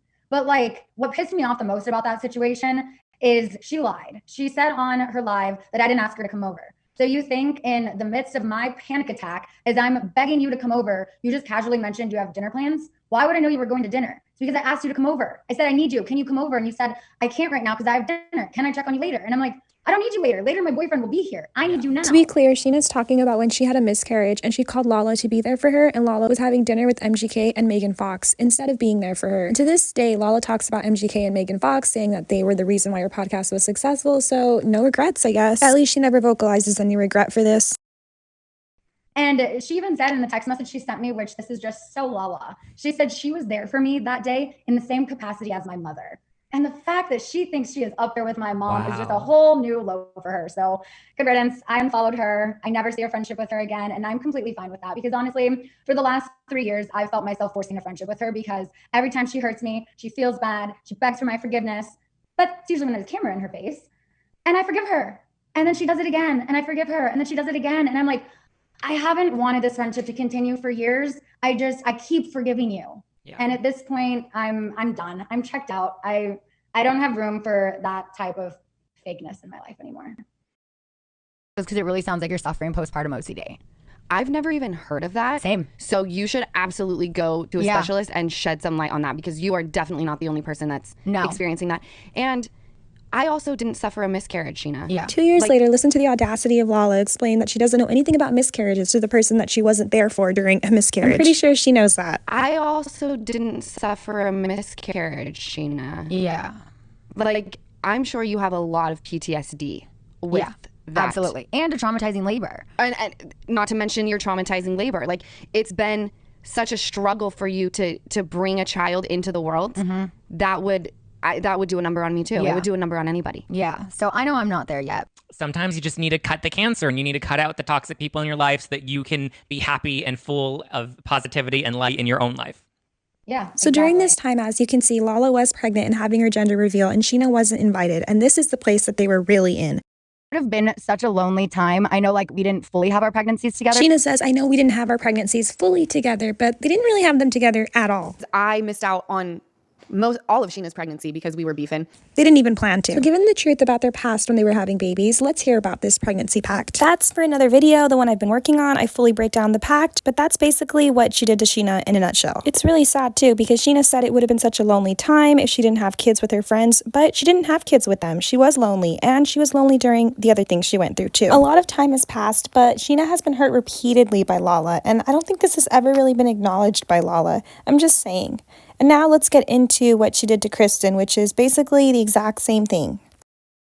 It would have been such a lonely time. I know we didn't fully have our pregnancies together. When you have to sit down in sobriety in our program and take inventory, take accountability, what part did I play? Did that? It's a lot. I told you. So if Lala never made amends for this, we can think that maybe she learned her lesson, right? But she actually did the same thing with Kristen. Let's get into it now. She failed to support a friend during a crucial time. Can we talk about Lala for a second? Oh, sure. Lala recently, obviously, we watched the reunion on Vanderpump, and Lala has stressed authenticity to her peers. To her peers.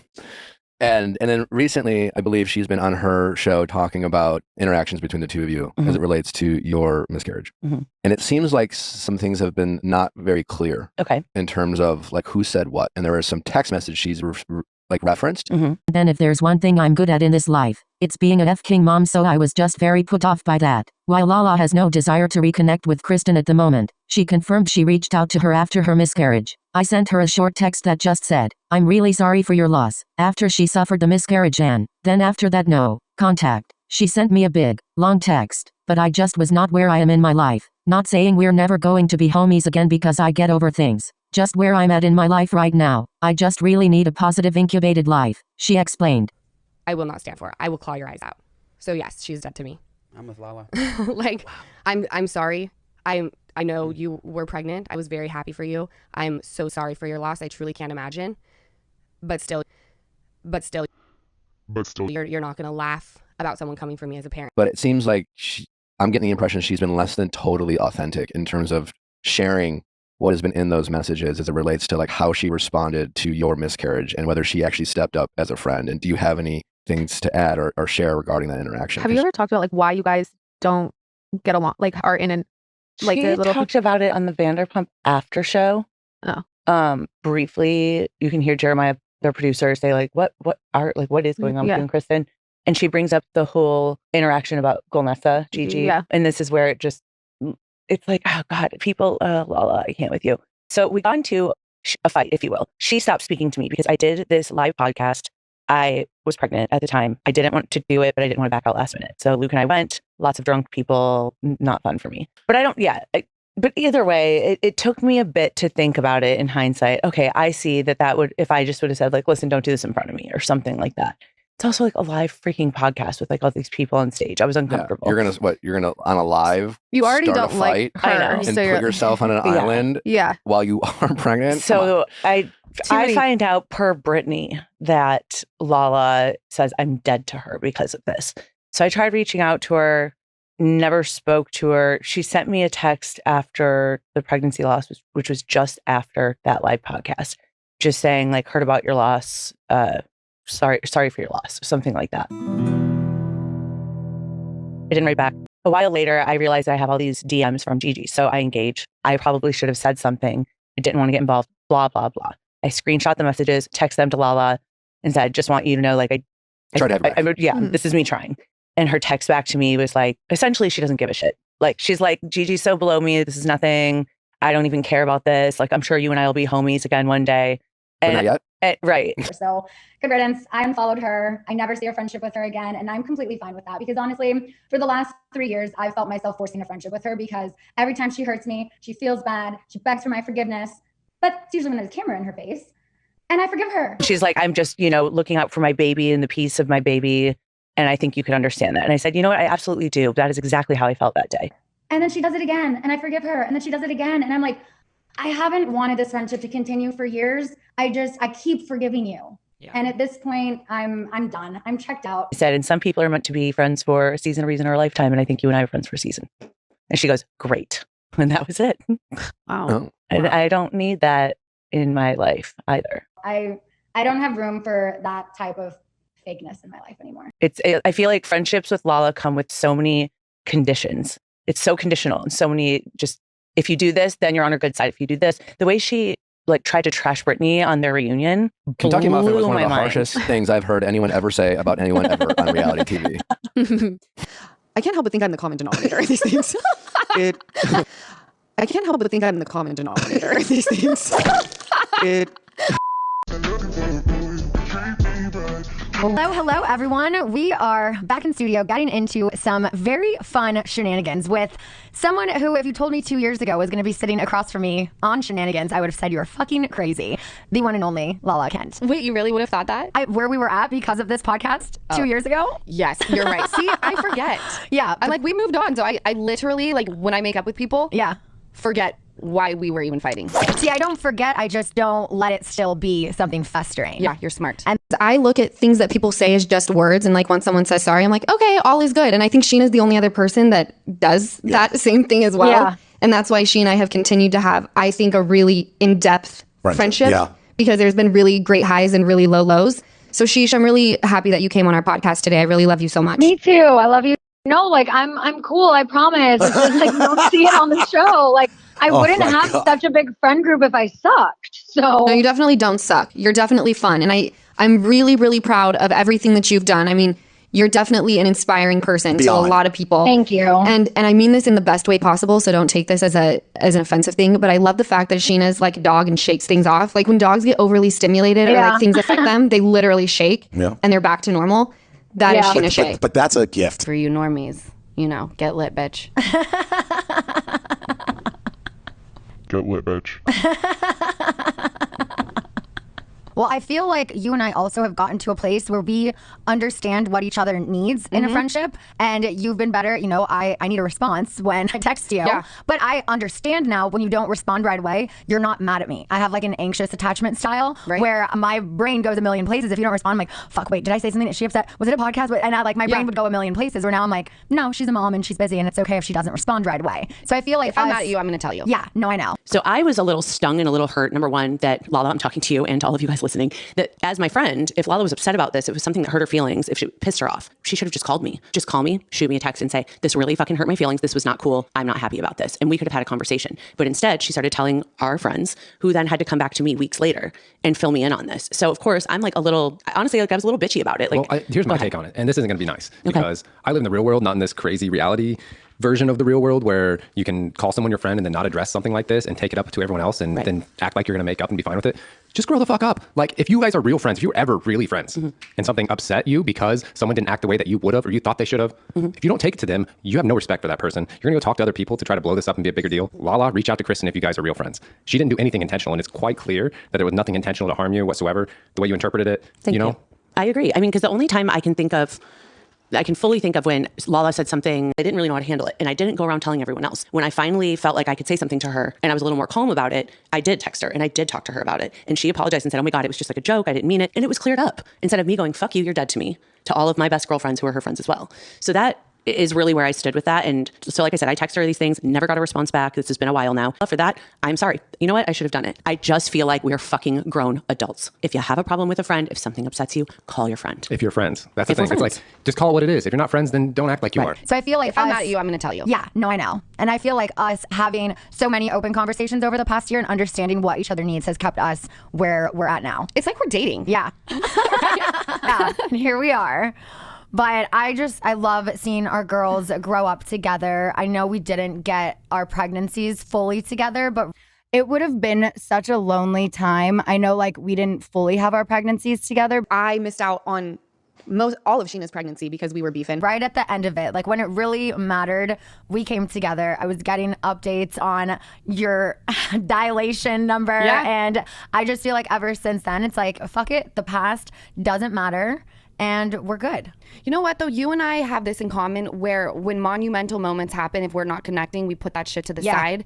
And that's something that I'm grateful for, that I can do that. And I'm grateful you can do that too. Totally. And other people don't understand it, but I also don't care. Doesn't give a shit. Like, she's like, Gigi's so below me. This is nothing. I don't even care about this. Like, I'm sure you and I will be homies again one day. But not yet. Right. And she's like, I'm just, looking out for my baby and the peace of my baby.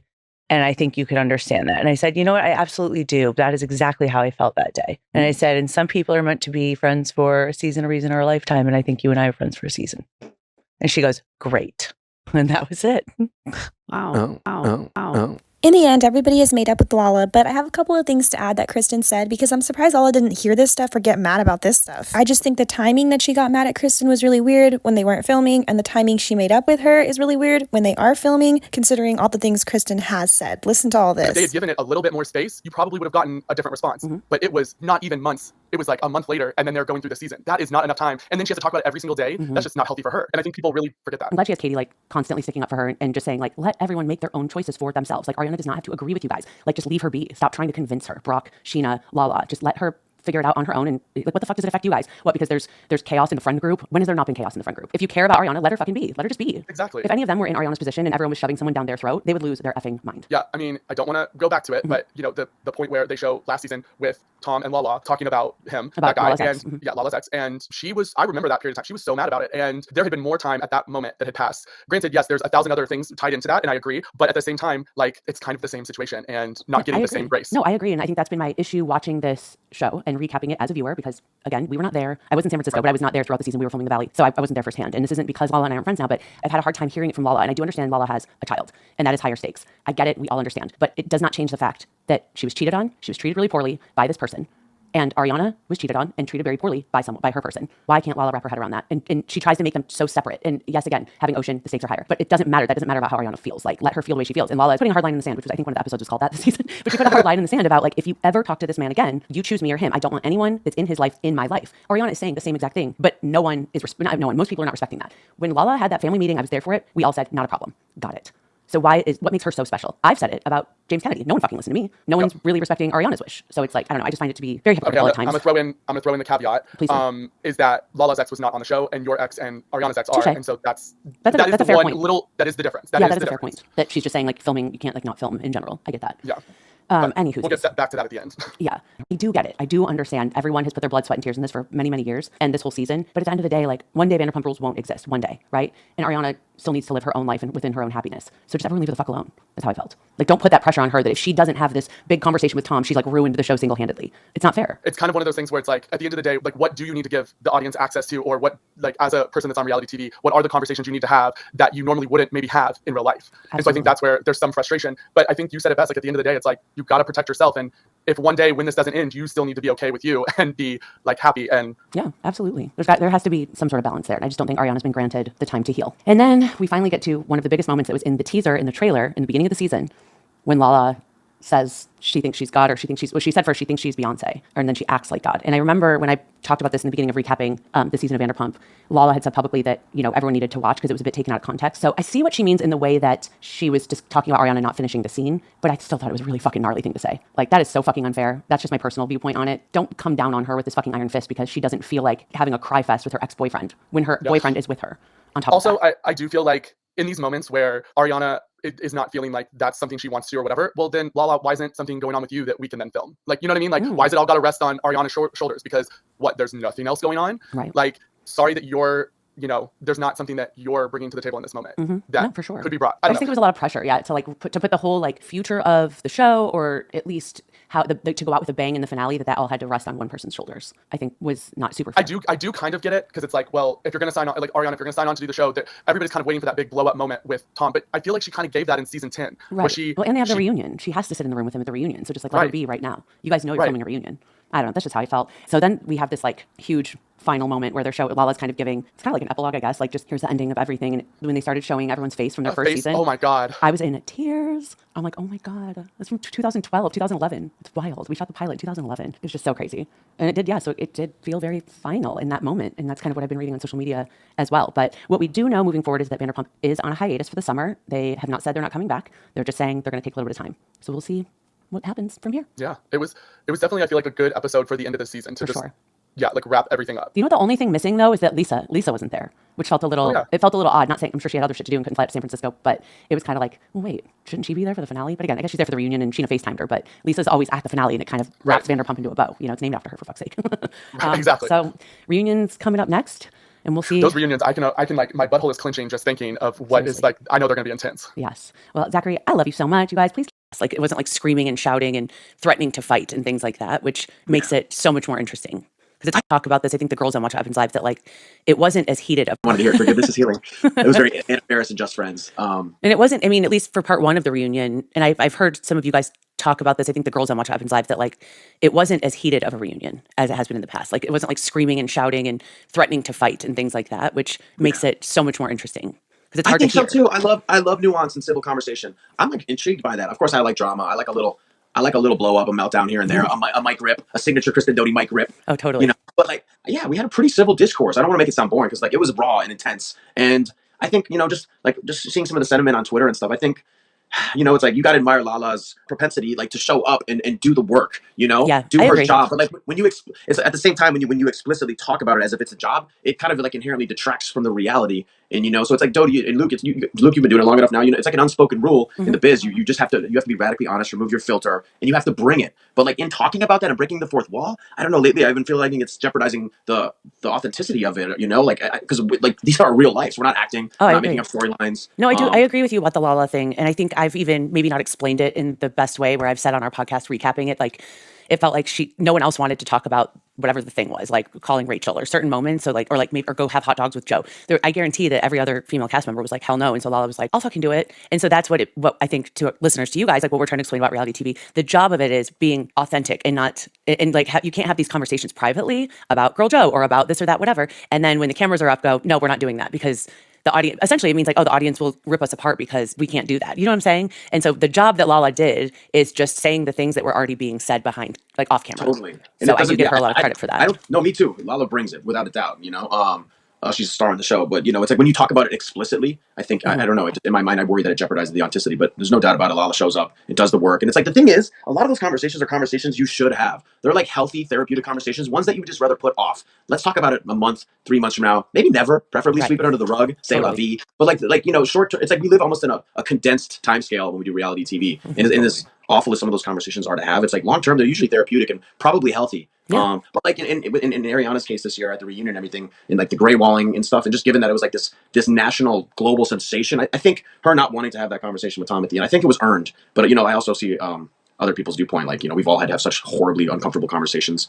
But anyways, I don't know. Yeah, I think it seems polarized online. It seems very course. polarized. But of course it does. I think it was earned from Ariana. Yeah. Yeah, I could not agree more. So I know you can't give away too much, obviously, about like reunions 2 and 3, like what you experienced, but yeah.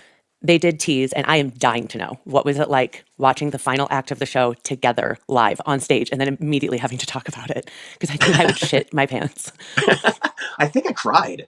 It didn't feel like a finale to me, but it felt like a retrospective, and it got me feeling all kinds of nostalgia. We've had we kind of, even though some of us were in our 30s, we kind of grew up on television. It's like, yeah, I don't know. We really did, and like we forged really deep, meaningful friendships. Kristen, you're the second person I ever met in Los Angeles. I love you. You're my family. Love you. And it got me feeling a lot of feels. The quote unquote like redemption arc, when I watched it, it wasn't about you, and at points it wasn't even about Sandoval. I think it was the Lala of it, trying to like, I don't know, it was like, it didn't feel very authentic at times with Lala, and kind of being Sandoval, or like even Sheena. I know Sheena struggled a lot though, but like just certain times I felt like, because it wasn't you shoving Sandoval down people's throats, there were other people doing it, and it felt like less genuine. But I don't think that you did. I think this is the first time, not only on Vanderpump Rules, but really since I've known you, that I've seen you kind of stand up to him and say like, this is like, not, you stopped sugarcoating shit. You weren't hurtful, but you just had to be more stern with him. Well, there was some tough love. Yeah, for sure. One last thing. Lala may owe one more person an apology. We have to remember what Ariana was going through during Scandival, because we all know that she had a lot of success, but right when it happened, she was really going through it. She was hiding, staying away from social media, and Tom Sandoval was all out there doing whatever he pleased. I mean, that's Tom's whole reason for the band, right? Yeah. That's his whole reason. Yes. It's not to like become a musician. No. He's not passionate about playing covers. Yeah. Yeah. Tom Sandoval and the most extras. I mean, it says it right there. It's for attention. And girls who are fans of the show to show up and treat him like a rock star. Yeah. And I heard, and this is alleged, but I heard, so he had a show 2 days after all of this shit went down, and he actually went and played it, the audacity.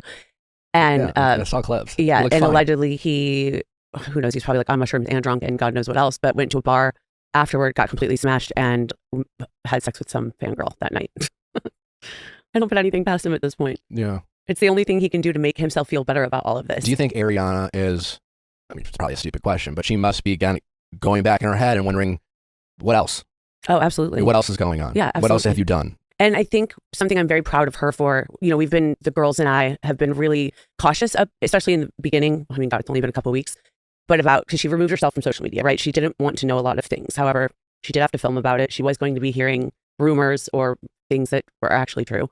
And it did get to a point after maybe like day 3 or 4. She just said like, I don't want to hear any more about it. I don't need to know another rumor. I don't need to hear about another girl, because what the fuck does it matter at this point? Sure, yeah. It doesn't. And it doesn't. Yeah. But you're exactly right. Of course she was wondering. Yeah. It's like it just every all time came flooding you back. get triggered, you'll have a good day and something will come up, or you hear something or you see something. I mean, she's living in their house. Yeah. Everything in that house is going to potentially be a trigger, a memory of something he said or did, or a time where it's like, well, were you there for me, or were you fucking someone else? Well, right. And it's just like, oh my, and it's just like, I've been there, and just like, it ruins you. It's just like consumes your every like ounce of energy. 100%. And when I was over at her house, well, the very first day that I went over there, it was like 2 days after this happened. I said this on my podcast too, not to be repetitive, but like she immediately came up to me, gave me a hug. We both started crying. She's like, I love you. Thank you for being here. And then she said, I'm so fucking sorry. Like, to me. For what?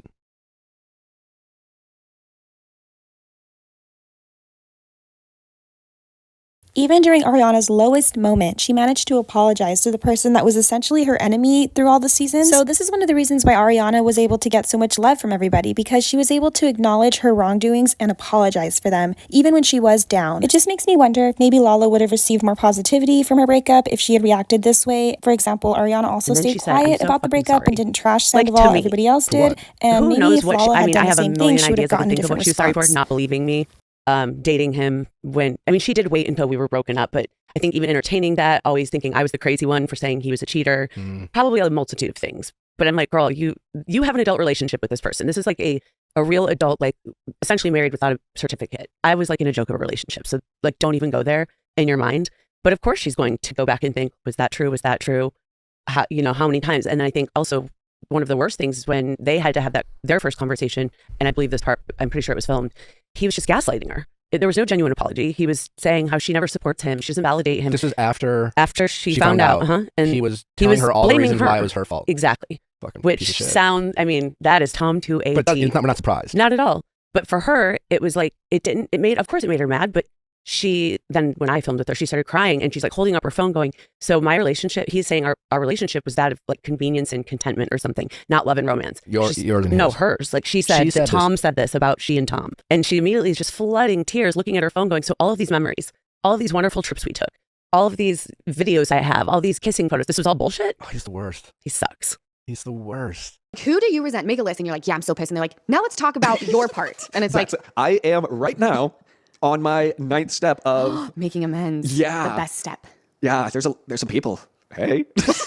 Me? Do I get? Yes, there are so many things that I did to you, Mom, that I have to make amends Oh, I with. cannot wait. Yes. Just kidding. I'm very proud. All in all, maybe there's a lot of people that Lala needs to make amends with, but who am I to say that? And I guess they've forgiven her, so that's all that counts, really. But I just wanted to show something funny that happened during the Josh Peck interview because he mentioned not having a dad, and Lala was pretty awkward during this, and I don't think he knows her backstory, so that was just a kind of funny moment to wrap all this up. Thank you so much for watching. I know these clips are long, but everybody says that they get clipped out of context, so I'm here to provide the full context. All it would take... No, you don't want me playing basketball. Why? Because I'm really bad. That's fine. Josh is... Let me practice! Josh is bad. Nails? Josh is bad. No, but this is a You good don't know me tracksuit. like that? Why? Because I'm good at musical theater? You guys, I shoot like know this. You're bad. I'm awful. Maybe we'll have a musical theater off. Yeah, I didn't have a dad. I had no one to teach me. Let that just sink in. It's sunk. Live with that. It's in. It's in. My hormones were raging. Although I knew that I had made the right decision when it came to getting a donor with Sosa, I would be lying if I said there weren't moments where I was very scared. Like, how is this going to go? Is she going to grow up and look at me like I'm an insane person and wish that she had a dad? Like, it was just an internal battle.